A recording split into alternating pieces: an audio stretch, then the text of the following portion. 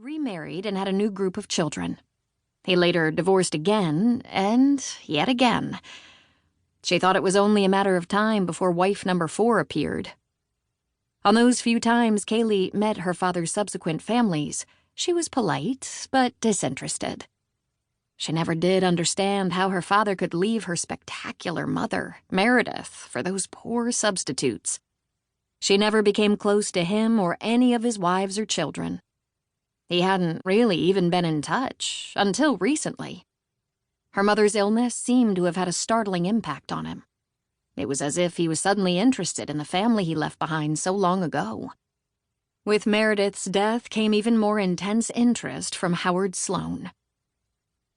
Meredith had been a wonderful constant in Kaylee's life. It was just the two of them, and Kaylee's childhood had been rich with happiness and perfectly normal. Her mother had been everything to her, her best friend, protector, cheerleader, and idol. And then Meredith was diagnosed with lung cancer, though she'd never smoked or lived with asbestos nor worked in a high-risk environment. The doctors pronounced her chances of recovery and survival excellent. Everyone expected her to triumph over the disease. But they were wrong. She passed away 6 months after her diagnosis. Kaylee was pitched into a well of despair. During the 6 months of Meredith's treatment and the 6 months of grieving that followed her mother's death, Kaylee hadn't written a word. She was moderately well known as an author of suspense novels. She wasn't rich and famous, but she was known among writers, librarians, and reader groups. She managed to earn a respectable living, and she had worked very hard to get to that point. Her publisher, so understanding and supportive, had granted her several extensions on her deadline and offered to help in any way she needed. She knew, however, that their patience would eventually come to an end, and they would not be able to schedule her next book until she actually delivered a manuscript. At this point in her career, to not publish a book for a couple of years could have a very negative impact. Thus, the need for a change of scenery and her determination to get back to work. She knew it was what her mother would want. Meredith had been her biggest fan and her most ardent supporter, whether she was trying to get a book published or dating a new guy. She had always been there, always on her team.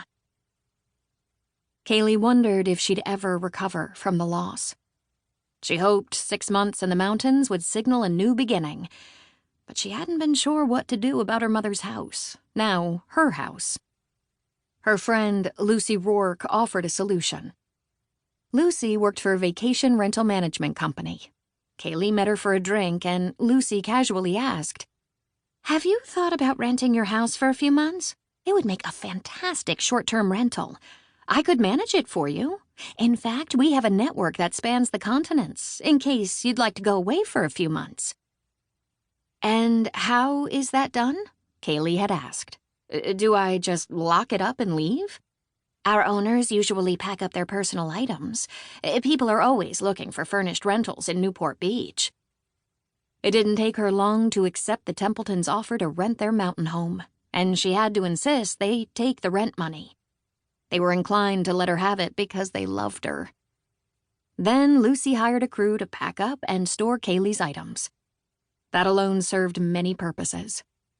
The thought of a hideaway in the mountains was encouraging, and it helped her accomplish the overwhelming task of finally going through her mother's things, giving away what she didn't want to keep. The house was beautiful. Meredith had been an interior designer, and with a deep cleaning and some fresh paint and polish, it was show-ready. A couple well known to Lucy's firm was excited to rent the house for 6 months, as they had grandchildren nearby. Kaylee was happy to let them have it through the Christmas holidays. She could barely stand to think about Christmas. Without her mother, the holidays would be unbearable. Kaylee was about 8 the first time she and Meredith spent several weeks at the mountain house with the Templetons. She thought of Bonnie and Gerald as family, and their kids were like cousins to her. Over the next 26 years, Kaylee had visited a few more times. The nearby town was small, with hardly any services available. The last time she was there, 10 years ago, there was a bar and grill fashioned out of a cabin that had been a welcome discovery.